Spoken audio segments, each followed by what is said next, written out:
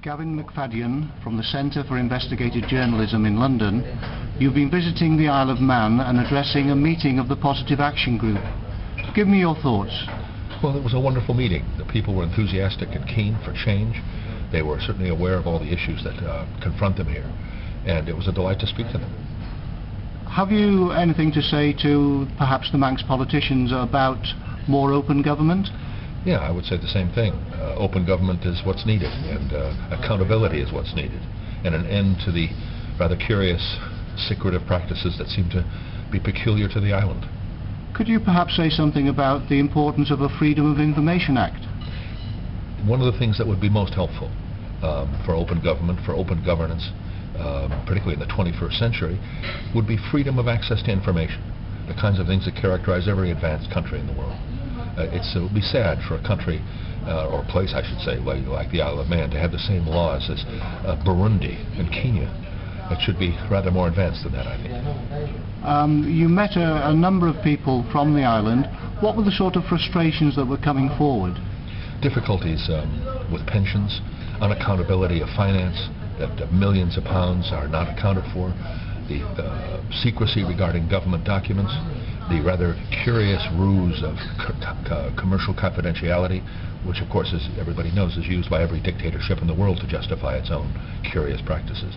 It's odd to find it here in the Isle of Man. Where else have you come across this question of commercial confidentiality?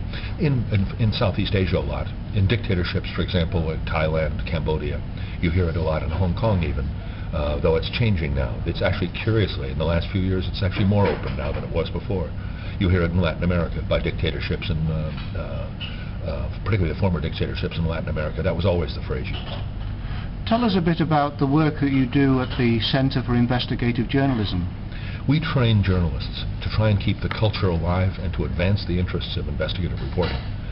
There's been tremendous difficulties around the world with investigative reporting because it has cost implications, time implications that very commercially minded, bottom line oriented producers and publishers don't like.